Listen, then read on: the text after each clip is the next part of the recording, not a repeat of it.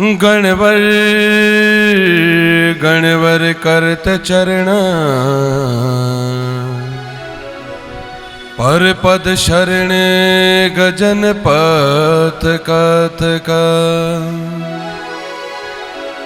अवदन गत मद गज कर यमला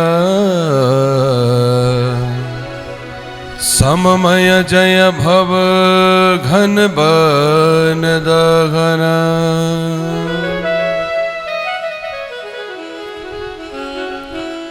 गुरुर्ब्रह्मा गुरुर्विष्णु महेश्वरा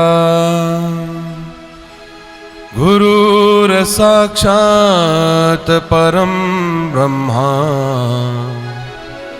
तस्मै श्री गुरुवे नमः।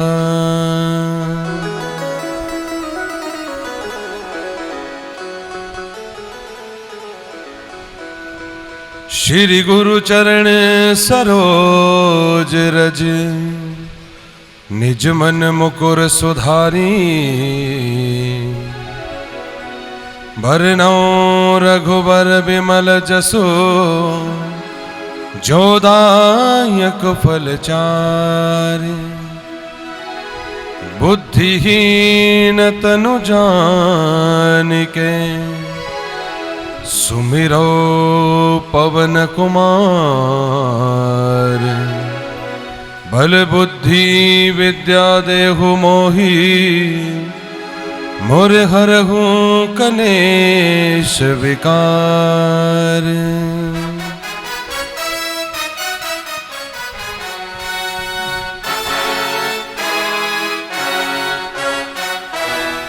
जय जय श्री राधारमण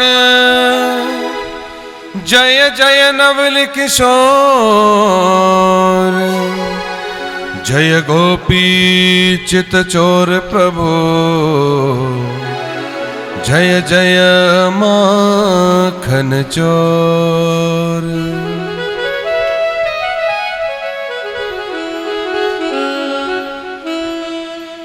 परम वंदनीय सदगुरु महाराज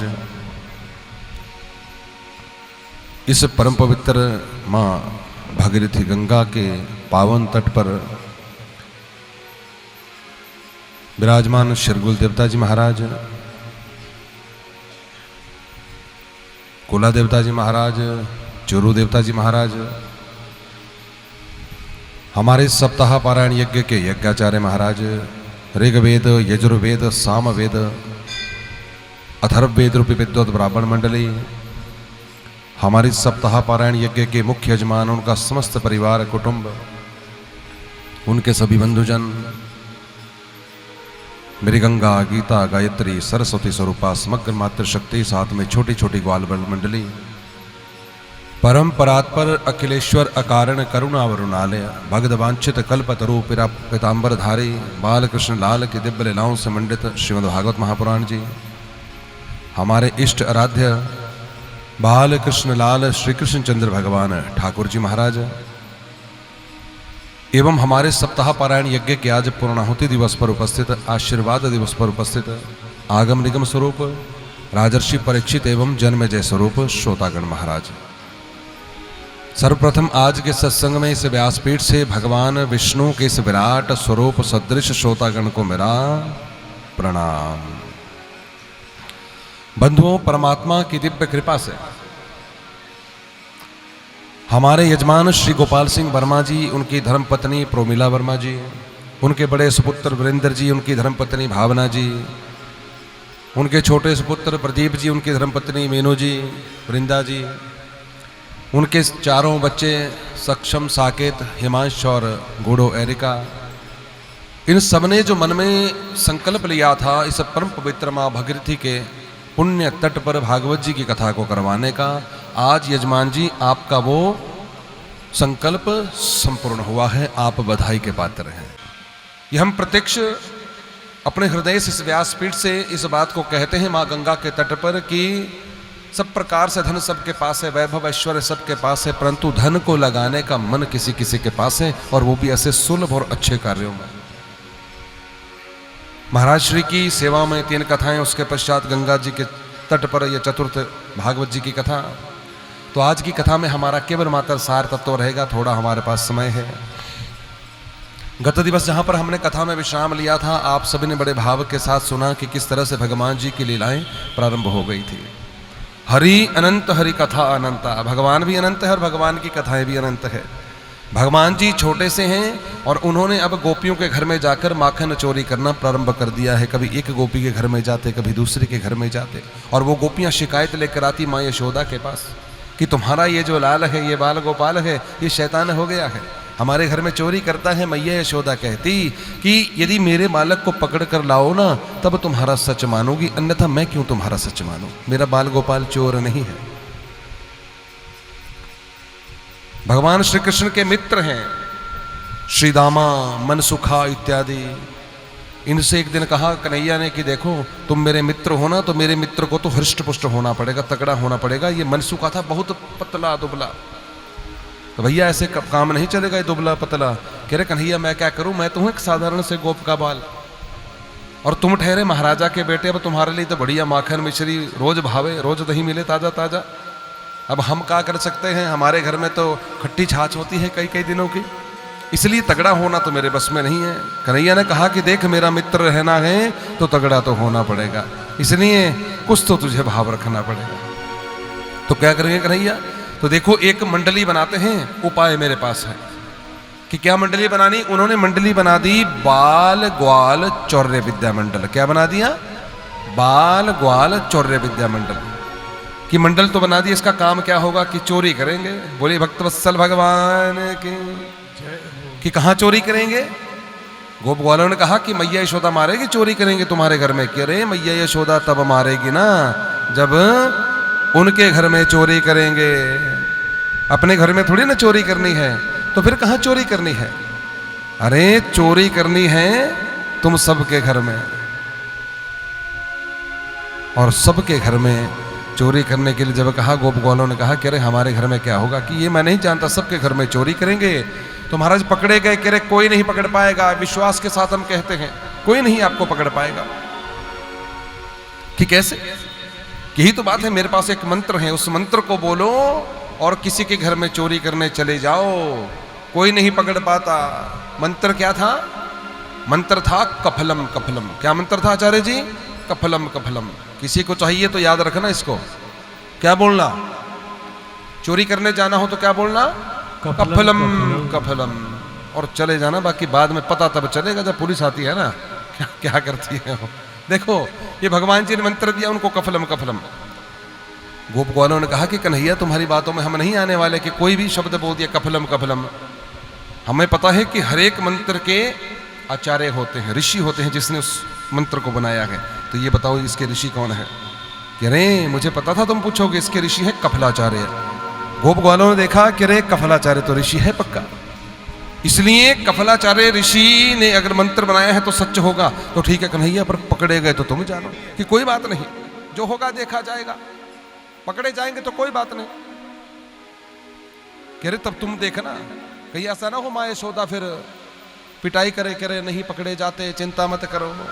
और इस तरह की जब बात कही, कन्हैया के ऊपर विश्वास करते हैं गोप ग्वाल, कफलम कफलम बोलते और माखन चोरी करने। एक गोपी के घर में दूसरी के, गोपियों की आपस में खबर फैल गई, कह रहे कोई चोर आ गए हैं जो माखन दधी खा जाते हैं।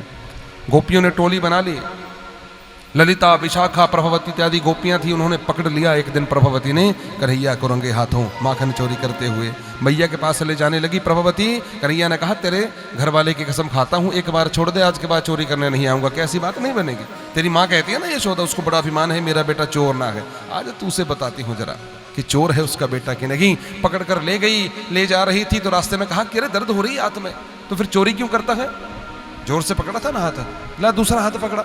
अब दूसरा हाथ कभी एक हाथ देते कभी दूसरे हाथ देते, इतने में आ गया प्रभवती का जेठ आगे से। प्रेम गली अति सांकरी जामे दो ना समाये। प्रेम गली कैसी होती है, अति सांकरी होती है, उसमें दो नहीं, उसमें भेद बुद्धि से नहीं अभेद बुद्धि से जाना पड़ता है। जेठ आया, पर्दा किया, घूंघट किया, इधर कन्हैया ने कहा अरे दर्द लग रही है, दूसरा हाथ दे, हाथ देते देते उसके पुत्र का हाथ उसके हाथ में पकड़ा दिया और कन्हैया दूसरी गली से भाग लिए। बोली भक्त वत्सल भगवान की जय हो। प्रभवती अपने घमंड से चूर की कन्हैया को पकड़कर लाई हूं, सीधी पहुंच गई नंद बाबा के महल में। अरे यशोदा मैया सुन, जरा बाहर निकल। तू कहती है ना कि तेरा लाला चोर ना है, देख तेरे उस चोर को पकड़कर लाई हूं। माँ यशोदा सामने आई, देखा अपने पुत्र को पकड़कर लाई है, कहती है मेरा लाला है। हंसने लगी माँ यशोदा, कह रहा देख तो सही, भांग तो ना खाई है कुछ? कह रहे भांग तो तूने खाई है, तुझे पता नहीं लगता। देख तेरे चोर को पकड़कर लाई हूं, तेरे कन्हैया को, कि देख तो सही किसे लाई है। और जब प्रभावती ने देखा तो 2-4 थप्पड़ लगाए अपने बालक को, अपने पुत्र को। तो कहाँ से आ गया वो कन्हैया, कहाँ गया? और हमारे बाल कृष्णलाल कन्हैया जी पिछली गली से जाकर सीधे पहुंच गए कहाँ? अपने कक्ष में। आंखें मलते हुए अंदर से आए। अरे मैया क्या हुआ? कह रहे देख कन्हैया, ये गोपी कहती है कि तुझे पकड़कर लाई है अपने पुत्र को पकड़कर। अरे मैया ऐसी है भाई ये गोपियां, चोरी इनके अपने पुत्र करते हैं और नाम तेरे लाला के लेती है, इसलिए इनके ऊपर विश्वास मत करना। और कन्हैया हंस भी रहे हैं, मुस्कुरा रहे हैं। अब मैया ने कहा कि कोई बात नहीं, जा प्रभावती, फिर कभी आएगा ना मेरा लाला और चोरी करेगा, पकड़ कर लाना, तब मान जाऊंगी। बाकी कोई बात नहीं, चोरी तुम्हारे पुत्र करते हैं। जबकि मैया ये जानती थी कि मेरा कन्हैया ही चोरी करता है। यहां से प्रभावती बेचारी शर्म से चूर चूर वापस जा रही थी। कन्हैया दूसरी गली से आया, आगे आकर खड़ा हो गया उसके रास्ते में। क्यों प्रभावती, फिर पकड़ेगी दूसरी बार? प्रभावती ने कहा कि अरे पकड़ने की बात तो दूर है, ये बता तू कब जैसे गया? तुझे याद है ना जब तेरा जेठा है, तूने घूंघट निकाला था और तूने कहा कि दर्द नहीं हो रही, कभी एक हाथ पकड़ती कभी दूसरा हाथ पकड़ती, जाते जाते मैंने बीच में तेरे पुत्र का हाथ पकड़ा दिया था, तूने तो घूंघट डाला था, तुझे क्या पता? एक बात याद रख गोपी, इतनी बात याद रखना, चोरी तो मैं फिर भी करूंगा, मैं हटने वाला नहीं। इतना याद रखना, यदि पकड़ेगी ना मुझे, इस बार तो पकड़ाया था ना तेरे पुत्र का हाथ तेरे हाथ में, अगली बार तेरे घर वाले का हाथ पकड़ाऊंगा, फिर भेजूंगा। बोली भक्त वत्सल भगवान की। ऐसी लीलाएं हैं हमारे ठाकुर जी की। इसके पश्चात वो गौओं को चुगाने के लिए वन में जाते हैं। गौओं को चुगाने के लिए वन में गए तो गोपाल नाम पड़ा, और गौओं को बछड़ों को चुगाने गए तो वत्सपाल नाम पड़ा। छोटे से थे, बाबा ने मुहूर्त देखा, गोपाष्टमी को गौओं चुगाने वन में गए। वन की जब वृंदावन की शोभा को देखा तो अति प्रसन्न हुए। बाल गोपाल के साथ वहां जाकर भोग ग्रहण करते ब्रह्मा जी ने देखा कि कहते हैं कि ब्रह्म है, ये तो ग्वालों का जूठा खाता है। मधुमंकल का मुख चाट रहे थे उस समय। लीला तो शुद्धम, लीला तो शुद्ध है, परंतु ये ब्रह्म नहीं हो सकता जो इन मैले कुचैले गोप ग्वालों का मुख चाटता हो। इसलिए सोचना पड़ेगा। ब्रह्मा जी को मोह शंका हो गई और भगवान जी ने शंका का निदान किया ब्रह्मा जी का। ब्रह्मा जी ने गौओं बछड़ों का हरण कर लिया। भगवान जी ने क्या किया, कन्हैया ने अपने ही शरीर से गौओं बछड़ों की वहां पर निरूपण कर दिया, और साथ में अपने ही शरीर से गोप ग्वाल तैयार कर दिए। वही गोप ग्वाल घर जाते गोपियों के पास, वही बछड़े गौओं के पास रोज जाते। जो गौएं जो कन्हैया के विषय में ये सोचती थी ना, जब वो स्तनपान करता था कन्हैया माँ यशोदा का, गौएं वहां पर सोचती थी काश ये कन्हैया हमारा बछड़ा होता और हमारा स्तनपान करता। जब कन्हैया स्तनपान माँ यशोदा का करता था तो जो गोपियां वहां पर थी ना, वो सोचती थी कि काश कन्हैया हमारा स्तनपान करता। इस लीला के बाद कन्हैया ही रोज सबके घर में गोप ग्वाल बनकर जा रहे हैं और सब गौओं के पास बछड़े बनकर जा रहे हैं। और कन्हैया ने उन सब गोपियों की और गौओं की इच्छाओं को पूर्ण किया। ब्रह्मा जी को मोह हुआ था, कई दिनों के बाद देखने आए, ब्रह्मा जी का वो मोह भी उन्होंने भंग किया। कालिया नाग दाह में रहता था, उस कालिया नाग का मर्दन किया। ऐसी सुंदर ये कथा है। उधर राजा कंस ने एक बहुत बड़े दंगल का आयोजन किया और वहां से भेज दिया अक्रूर जी को सोने का रथ लेकर के, नंद को तुम साथ में लेकर आओ। और ये कहना कि साथ में कृष्ण बलराम भी आने चाहिए। अक्रूर जी पहुंच गए सोने का रथ लेकर। सब प्रकार से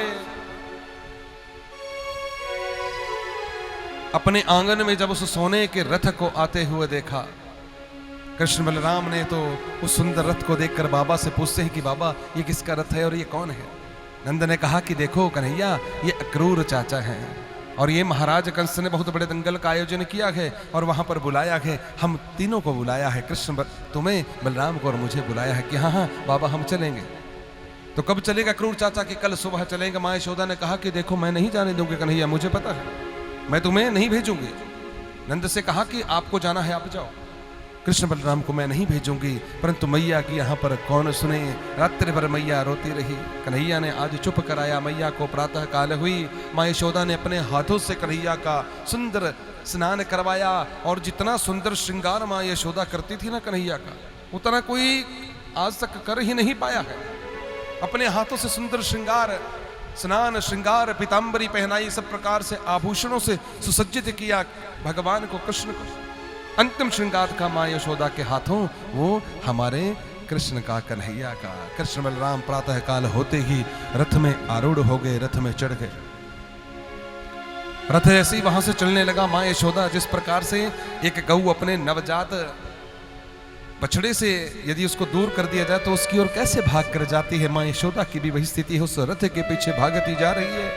थोड़ी दूर तक जब चली, कन्हैया ने उतर कर कहा कि मैया मैं परसों आ जाऊंगा ना, चिंता मत करो। तुम क्या चाहती हो कि तुम्हारा कन्हैया बस यहीं पर रहे? माँ बस 2 दिन की बात है, परसों वापस आ जाऊंगा।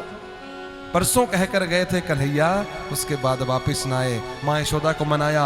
आगे गोपियों ने राह अवरुद्ध कर दी थी।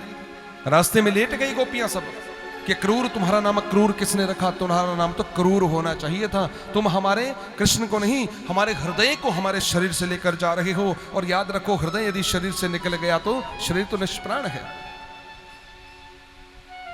राधा बेचारी, राधा को समझाया कृष्ण ने कि तुम तो मेरी आह्लादनी शक्ति हो। क्या तुम ये चाहती हो कि तुम्हारा कृष्ण केवल मात्र यहीं पर रहे?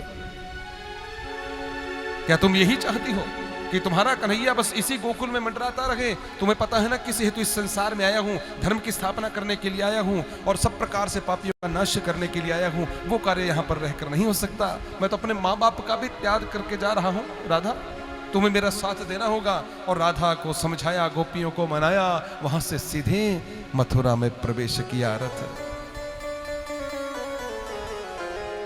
लोग कहते हैं कि कृष्ण ने ना जाने किस प्रकार की लीलाएं की, किस प्रकार से गोपियों के घर में माखन खाया, गोपियों के साथ महारास किया, नृत्य किया। अश्लीलता लगती है भगवान जी के चरित्र में उनको, जबकि गोपियों को जानते ही नहीं। गोपी इंद्रिय भक्ति रसम पिबती सा गोपी, जिसने अपनी प्रत्येक इंद्रिय से, 10 प्रकार की इंद्रियां होती है, 5 ज्ञान इंद्रिय, 5 कर्म इंद्रियां, प्रत्येक इंद्रिय से जिसने भक्ति नाम के रस को पिया है वो है गोपी।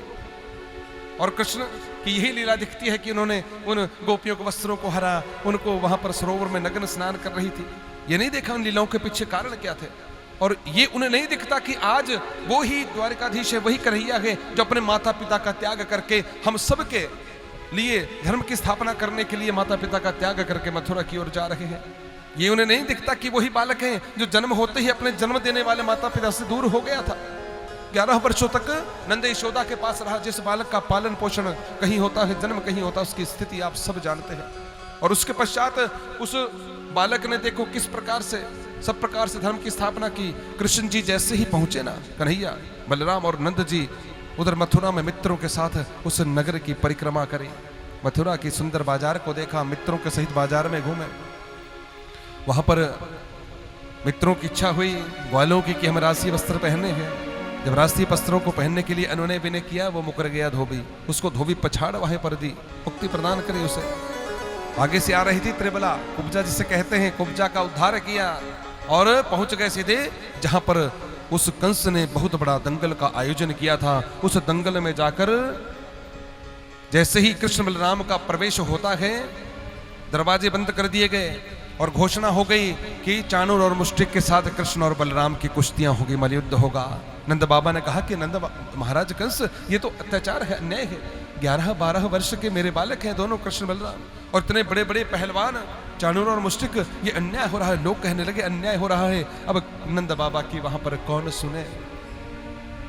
युद्ध होने लगा। कन्हैया ने दाऊ भैया से कह दिया कि दाऊ भैया, आज तो अब मामा कंस प्रत्यक्ष ही अपने सामने इन खिलौनों के साथ खेलने के लिए कह रहा है, तो जरा खेलते हैं। और चाणूर और मुष्टिक का वहीं पर दोनों ने संहार कर दिया। कुबल्य पीड़ नाम का हाथी था जिसमें हजारों हाथियों का बल था, मजरापान उसे करवाया गया था। उस हाथी को छोड़ दिया गया वहां पर युद्धशाला में। वहां पर बलराम जी ने उस हाथी को सूंड से ऐसे पकड़कर आकाश मंडल में फेंका कि उसका पता ना चला। और अब कृष्ण भगवान को, हमारे कन्हैया को क्रोध आया और एकदम से लपक कर कंस के सिंहासन के समीप पहुंचे, उसको केशों से पकड़ लिया और केशों से पकड़कर उस कंस को पटक दिया पत्थर के ऊपर। केशों से इसलिए पकड़ा कि भगवान ये संदेश देते हैं कि जिस समय मेरी माँ को आकाशवाणी हुई थी ना कि अस्यास्वाम अष्टमो गर्भो, इसके गर्भ से जो 8वां पुत्र होगा तेरा काल होगा, मारने को तैयार हो गया था देवकी को कंस, और केशों से ही पकड़ा था। भगवान जी ने कहा कि भगवती का निवास होता है स्त्री के केशों में, स्त्री को कभी भी केशों से नहीं पकड़ना चाहिए। और आज कंस तेरे ये केश ही तेरी मृत्यु का कारण बनेंगे, काल बनेंगे। और वहीं पर पत्थर पर पटक दिया कंस को। जिस प्रकार से कंस ने वसुदेव देवकी के 6 पुत्रों को जन्म होते ही पत्थर पर पटक कर मार दिया था ना, वैसे ही केशों से घुमाकर उस कंस को पत्थर के ऊपर पटक दिया कृष्ण भगवान जी ने। दौड़े दौड़े वहां से गए, ऐसा वर्णन आता गए कारागृह में सीधे अपने माता पिता के पास, वसुदेव देवकी के पास, वहां पर जाकर उनकी आंखों से अविरल अश्रुधारा प्रवाहित होती हुई कि हे माता पिता, मेरे कारण ही आपको इतनी कष्टों को भुगतना पड़ा, मेरे कारण ही आप इतने समय तक, इतने वर्षों तक यहाँ पर कारागृह में रहे, अब मैं आ गया हूँ, अब आपको किसी प्रकार का कोई कष्ट ना होगा। ऐसा वर्णन आता है कि जब उन बेड़ियों को तोड़ने के लिए कोई पत्थर ना मिला ना, तो अपने मुख से काट दी वो बेड़ियां। वहां पर माता पिता के चरणों में बार बार प्रणाम करते हैं। सुंदर राज्य की स्थापना हुई। भगवान श्री कृष्ण जी के 8 मुख्य पटरानियां थी। विवाह जब हुआ, जिनमें रुक्मिणी प्रमुख थी। 16,100 कन्याओं को भौमासुर ने अपनी कैद में कैद कर रखा था, उनको वहां से छुड़ाया। उन 16,100 कन्याओं ने कहा कि महाराज हम कहां पर जाएं, बताओ जरा, हमें कौन स्वीकार करेगा। कन्हैया ने कहा द्वारिकाधीश ने कि अपने पिता के घर जाओ। कि महाराज पिता कहां स्वीकार करेंगे, पर पुरुषों की शरण में इतने दिनों तक हम रहकर आई हैं, आप ही बताओ जरा, पिता हमें कैसे स्वीकार करेंगे, बताओ।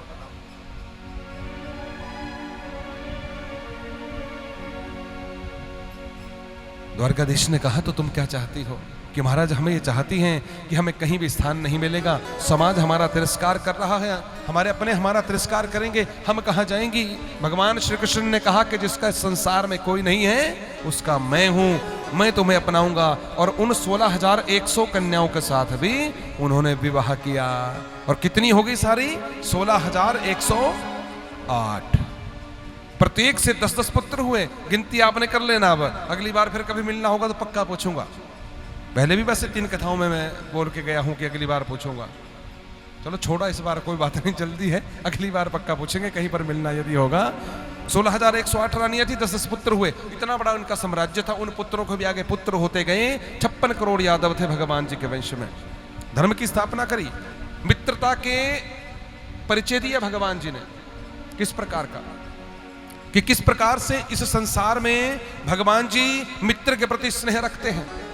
भगवान कहते हैं कि ब्राह्मण की कृपा से इस संसार में सब प्रकार से मैं शक्ति को प्राप्त होता हूं। ब्राह्मण की ही वो कृपा है जो इस संसार में सब प्रकार से मुझे सक्षम करती है प्रत्येक कार्य को करने में। इनके मित्र थे बचपन के एक सुदामा। सुदामा भी कैसे धर्म कर्म करने वाले, त्रिकालीन संध्या करने वाले। जीवन में बड़ी गरीबी आई आचार्य जी, परंतु कभी भिक्षा नहीं मांगी। लोग कहते हैं कि याचक थे, भिक्षा मांगते थे। ब्राह्मण कभी भिक्षुक नहीं होता, याचक नहीं होता। ब्राह्मण अपना ब्रह्मत्व का कर्म करता है और कर्म के अनुसार वो जो दान दिया जाता है, वो दक्षिणा, वो भिक्षा नहीं होती भैया। लोग सोचते हैं कि ब्राह्मण भिक्षुक होते हैं, और सुदामा कभी भिक्षुक हो ही नहीं सकते थे। गरीबी थी जीवन में, परंतु उसमें भी स्वाभिमान के साथ जिए। पत्नी ने बार बार कहा कि जाओ, सुशीला ने, कि तुम्हारे मित्र है। तुम कहते हो द्वारकाधीश मित्र है क्या? मित्र तो है, परंतु मांगने नहीं जाता। जो मिलता है 2 समय का भोजन, 1 समय का, आधे समय का वो खा लो। पत्नी ने कहा कि मित्र का दर्शन तो कराओ। पत्नी ने जबरदस्ती भेजा, मित्र को मिलने गए। द्वारकाधीश ने को जैसे ही पता चला कि कोई तुम्हारा मित्र आया है, ब्राह्मण देवता है, अपना नाम सुदामा बताता है, द्वारकाधीश नंगे पांव दौड़कर आए थे और उसको हृदय के साथ लगा लिया। और हृदय के साथ लगाते ही राज सिंहासन पर बिठाया था अपने द्वारिका में, स्वयं नीचे बैठे। अपने आंखों से अविरल अश्रुधारा, उसकी स्थिति देखकर मित्र की ऐसी अविरल अश्रुधारा प्रवाहित हुई कि उन्होंने मन में विचार कर लिया कि धिक्कार है मेरे ऐसे ऐश्वर्य को, वैभव को, धिक्कार है मेरे द्वारिकाधीश होने को, जो मेरे मित्र की ये स्थिति है। पांव में कांटे चुभे हैं, शरीर ढकने के लिए पूरा वस्त्र नहीं है। जो कुछ सुशीला ने दिया था, जो अपने बाजू के नीचे सुदामा छुपा रहे थे, उस गठड़ी को एकदम से खींच कर देखा। उसमें क्या देखते हैं? 5 प्रकार के चावल है आचार्य जी। 5 प्रकार के वस्त्र से वो उसको वस्त्र को बनाया गया। अर्थात घर में इतना भी वस्त्र नहीं है कि उन 5 मुट्ठी चावलों को बांध कर ला सके। ना घर में इतने अन्न है कि एक ही प्रकार का वो अन्न होता, 5 घरों के अलग अलग चावल थे। अर्थात ना मेरे मित्र के घर में अन्न है, ना वस्त्र है, धिक्कार है मेरे ऐश्वर्य को, जो मैं यहाँ पर नाना प्रकार के सुखों का उपभोग कर रहा हूँ और मेरे मित्र की ये स्थिति है। एकदम से एक चावल मुट्ठी उठाते हैं, अपने मुख में डाले और कह दिया कि जाओ, इसके बदले में समग्र संसार के सुख तुम्हें प्रदान करता हूँ सुदामा। दूसरी चावल की मुट्ठी उठाई, मुख में डाली, कहते हैं कि जा, इसके बदले सब प्रकार के वैभव तुम्हें प्रदान करता हूँ। तीसरी मुट्ठी उठाई, खाने लगे। रुक्मिणी ने रोक दिया कि महाराज रुको, चावल कच्चे हैं, कहीं पेट में दर्द ना हो जाए। कहने का भाव ये था कि आप भले ही सब कुछ दो, परंतु इतना याद रखना कि अपना भी परिवार बहुत बड़ा है, कुछ अपने लिए भी रखना। भगवान जी ने यह संदेश दिया कि इस संसार में मित्रता से बढ़कर कुछ नहीं है, और ब्राह्मण की कृपा से ही, ब्राह्मण जो यज्ञ धर्म कर्म करते हैं, उन्हीं की कृपा से सब प्रकार से हम इस संसार में शक्ति को प्राप्त करते हैं। सुखदेव जी राजा परीक्षित से कहते हैं कि परीक्षित, ऐसी परम पवित्र कथा है जिसका श्रवण तुमने इतने दिनों तक किया। आप सबने भी इस परम पवित्र गंगा के घाट पर, सीमित समय था, क्षमा करें, क्योंकि इतना ही समय था, भी बहुत दूर का सफर है सबका, चाहे यजमानों का चाहे ब्राह्मणों का, तो एक मर्यादा होती है थोड़ी सी, जाना भी जल्दी है, जाना भी दूर है सबने, तो इतना ही हमारे पास समय था। यहाँ पर सुखदेव जी राजा परीक्षित से कहते हैं कि 7 दिनों तक इस सप्ताह पारायण को आपने सुना, अभी भी यदि भय है, उस तक्षकनाग से अभी भी डरते हो, तब बोलो कि महाराज भय किसी प्रकार का कोई नहीं है। सदगुरु की जब जीवन में प्राप्ति हो जाती है तो भय सारे समाप्त हो जाते हैं। आप जैसे सदगुरु मिले तो अब मुझे किसी प्रकार का भय नहीं है। मैं तो इतना प्रसन्न हूँ आपके दर्शन पाकर कि भले ही अभी तक्षकनाग डस ले, ऐसा वर्णन आता है कि सुखदेव जी ने कहा था कि इस संसार में जिस प्रकार से तारों में चंद्रमा श्रेष्ठ है, उसी प्रकार से श्रीमद् भागवत सभी पुराणों में श्रेष्ठ है। जिस प्रकार से सभी पवित्र नदियों में हमारी प्रत्यक्ष मां गंगा श्रेष्ठ है, उसी प्रकार से सभी पुराणों में हमारे श्रीमद् भागवत महापुराण जी श्रेष्ठ हैं। सुखदेव जी की कृपा से परीक्षित को मुक्ति मिलती है। 7 दिनों बाद तक्षकनाग आया, उस परीक्षित के प्राणों शरीर को जैसे ही डसा, उसी समय उन्होंने योग बल के द्वारा अपने शरीर को परमात्मा श्री के चरणों में समर्पित कर दिया। बोलिए भक्तवत्सल भगवान की जय हो। ऐसी ये परम पवित्र कथा है, इसका जो भी श्रवण करता है उसके जीवन के सब प्रकार के कष्टों को परमात्मा हर लेते हैं। आप सबने भी कथा को सुना। हमारे यजमान जी जिन्होंने पूर्ण श्रद्धा भाव से इस कथा को करवाया, इस परम पवित्र गंगा जी के घाट पर हमें भी अहोभाग्य मिला, इस टूटी फूटी वाणी से, अधम सी वाणी से भगवान जी के इस गुणगान को करने का सौभाग्य। तो भगवान जी आप सबको इस कथा का संपूर्ण फल प्रदान करें। यजमान जी आपका समस्त परिवार कुटुंब आरोग्य रहे, अभय रहे, निर्भय रहे, आप सबके ऊपर ईश्वर की कृपा बनी रहे। इसी कामना के साथ इस व्यासपीठ से ही आशीर्वाद स्वरूप, और जितने भी सब लोगों ने कथा को श्रवण किया, आप सबकी भी मनोकामनाएं पूर्ण हो। विशेषतः हमारे ब्राह्मण वर्ग की, ब्राह्मण वर्ग ने इतना सुंदर साथ दिया, इतने सुंदर सभ्य तरीके से सभी यजमान जो हैं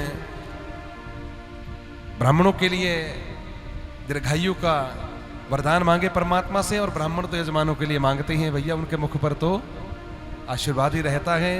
इतने से आप तृप्त हो। इन शब्दों के साथ यहीं पर अपनी वाणी को विराम दे रहा हूं, इसी कामना के साथ कि आप सबका भला हो, आप सबकी मनोकामनाएं पूर्ण हो, सारे दुख दारिद्र आपके भगवान जी दूर करें। जय जय श्री राधे। जय श्री राधे। सभी बड़े भाव से वार्ती कहेंगे।